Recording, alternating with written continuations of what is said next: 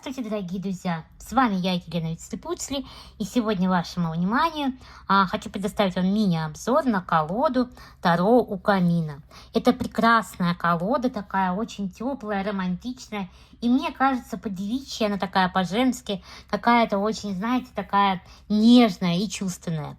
Меня лично отсылает эта колода к теплым зимним даже вечерам или осенним, да, не важно, в том числе и весенним, когда хочется перебирать карты, отвечать незамысловато о себе или очень замысловато раздумывать над раскладом для кого-то, над какими-то вопросами и так далее.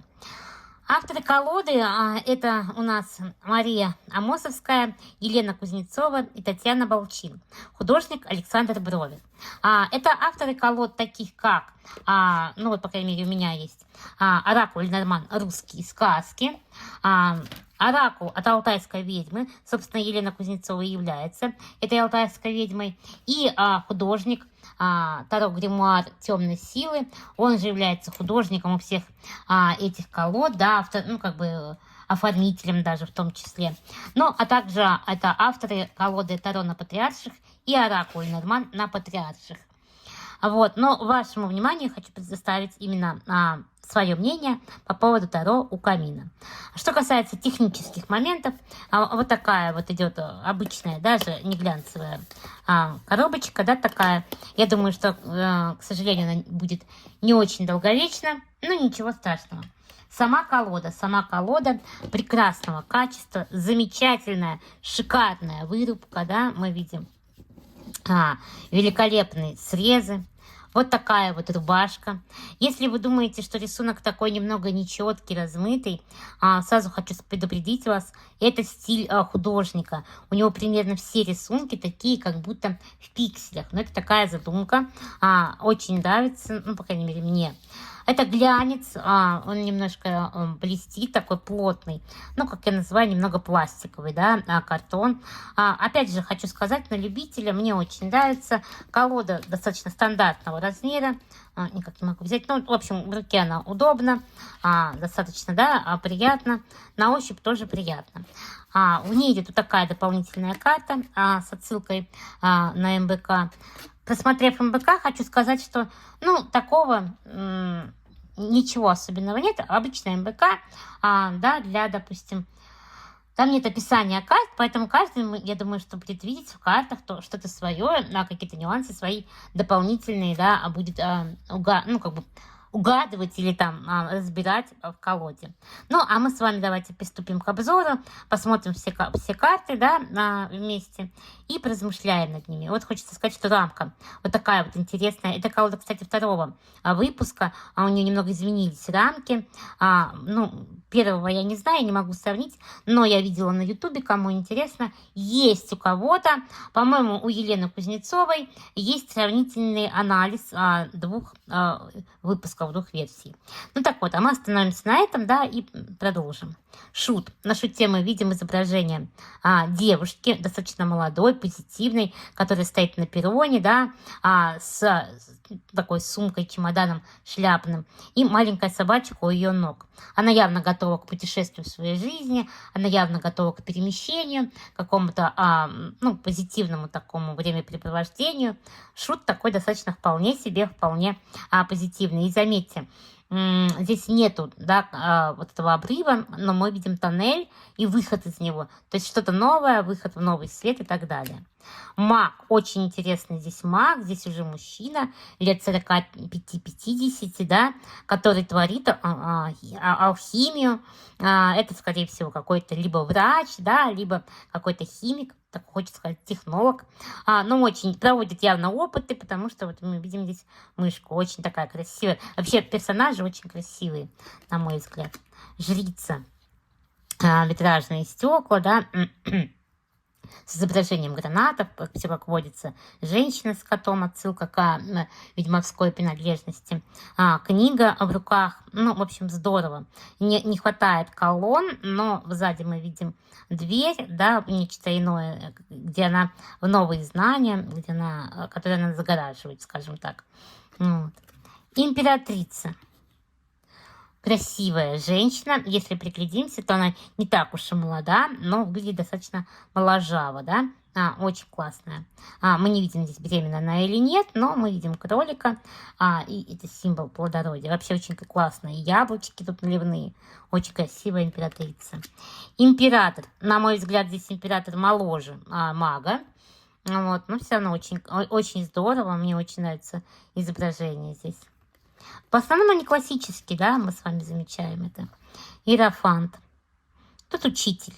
И мне кажется, вот посмотрите, молодой взбалмошный учитель, не очень взрослый, но он с такой самоотдачей рассказывает о каких-то созвездиях, да. Очень здорово. Тут же часы есть, время. Классно. Влюбленные. На влюбленных мы видим отсылку к французской системе, да, к системе, вернее, к значению выбора. Вот, красная лента идет у девушки между двух ее парней. Они одинаковые, милы и любы сердцу. Вот один будет такой более скрытный мужчина, другой более такой, да, открытый для нее. Колесница. Интересная колесница. Посмотрите, нет сзади города, здесь море. Они несутся около кромки воды, да, прям с девушкой в паре. Очень здорово. И здесь тройка. Тройка лошадей. Прям классно. И созвездие. Сила. Карта, она немножко многослойная. Но, в принципе, у автора все карты многослойные во всех колодах. Это очень мне импонирует. Потому что можно из одной карты сразу вывести кучу каких-то подводных, да, таких аспектов. Посмотрите, сзади картина висит, и здесь девушка сидит с тигром, а сзади картина со львом. То есть она может включать разные силы, и этим очень сильно, ну, как бы, не то что гордиться, да, она демонстрирует свой опыт. Вот такой вот отшельник, блуждающий с ключами. У него явно куча знаний. Блуждает он по темноте города. Очень клевая карта. Ну, мне, по крайней мере, мне очень приятно на нее смотреть, потому что примерно такого отшельника я себе и представляю. Колесо фортуны с картами, да, и рулетка здесь есть, и шарь, эти кости игральные, да, повезет, не повезет. Вот, и тут, значит, у нас трость, и денежки, монетки. Интересная очень карта.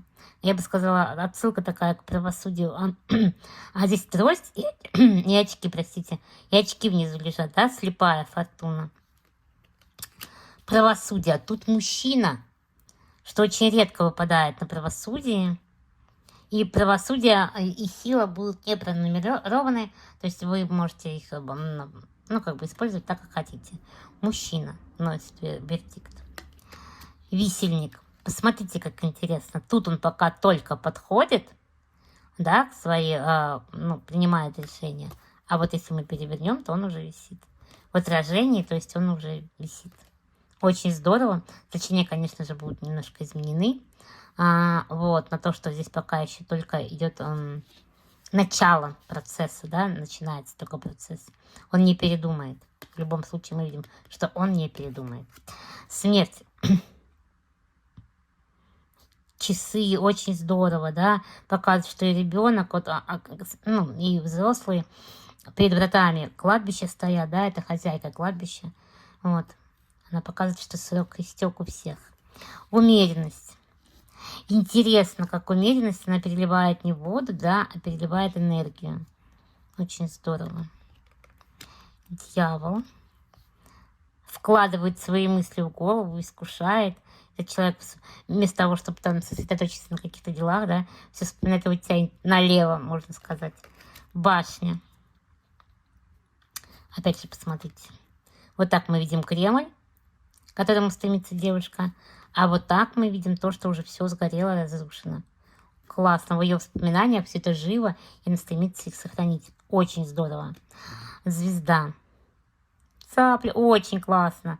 Вообще такая интерпретация у звезды, да, и как бы хочется сказать, что и классическая, с одной стороны, а с другой стороны, но нет. Очень здоровская. Луна. Тут мы видим одну собаку, да, не то опять башен, никаких мы видим краба, да, ну такой вот, уже нас нет вот этого, скажем так, кто нас приведет, да, к нужному решению. Мы понимаем, что нас все-таки захватило в плен вот это состояние тревоги. Солнце.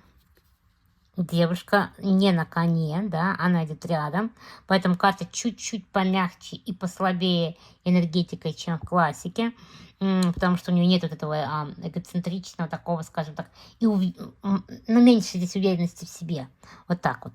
Но это прям карта отсылки к тому, что девушка наполнена этим светом солнечным. Суд, очень интересный суд, да, но что такое стремление к новому, перемены жизни, рост и так далее. Мир. Вот тут тоже очень интересный мир, посмотрите. На самом деле она не в воздухе, да, а она стоит на чем-то, опора есть какая-то определенная. Она достигла вершины успеха. Далее жезлы. Туз жезлов, посмотрите какой, да, яркий, но сразу чувствуется энергетика от карты, от самой карты, прям чувствуется такой посыл энергии. Двойка жезлов, сомнения, колебания. Возможно, с кем-то посоветоваться или решить какой-то вопрос. Тройка жезлов, тут девушка, тут, да, вместо глобуса, у нее, скажем, земного шара, у нее подзорная труба, и она обозревает свои, не только свои владения, да, но и, кстати, тут тоже нет ничего такого. То есть он не владеет никакими такими этими. Четверка жезлов. Очень такая теплая карта. Пятерка жезлов. Спорящие дамы, да? Как будто какая-то прачечная, ну, как мне кажется. Шестерка жезлов. Успех, удача. Она чувствует себя победительницей, потому что ее таким образом восхваляют мужчины. Семерка жезлов. Защита своего, да, защита отношений, нападение, конфликт. Восьмерка жезлов. Пущенная мысль, да, пущенная стрела всегда достигнет своей цели и всегда попадает в цель. Девятка жезлов. Такая, знаете, у меня небольшая... Я смотрю на эту колоду, и у меня небольшие такие отсылки идут постоянно. То к колоде, то дом с привидениями, да, какие-то карты оттуда мне напоминают атмосферу. То, допустим, колоду романтическое таро тоже напоминает атмосферу. Вот это очень здоровская карта, на мой взгляд, потому что девятка жезлов действительно очень часто и у меня показывает сплетни на расстоянии от человека, который является не таким, как все. Вот, запомните, может, у кого-то тоже будет такая быть. Десятка на жезлах. Очень здоровская. Внешние обстоятельства, конечно, давят. Паж жезлов любопытный такой. Вот он на такой машинке едет. Скорее всего, он на нее сел впервые, осваивает ее, да. Рыцарь жезлов тут уже мчится. Такой наездник. Вот такая вот красивая королева жезлов. Очень красивая. И вот такой вот хитрый, немножко такой с хитринкой король жезлов. Далее кубки. Обратите внимание, все тузы очень-очень насыщенные символикой, да, прям очень такие перенасыщенные энергиями идут. Но понятно, это концентрация энергии, это очень здорово. Двойка кубков. Вот эта вот карта у меня, опять же, отсылка к колоде Creator Fatum, да. Тут я бы не сказала, что здесь идет взаимообмен уже.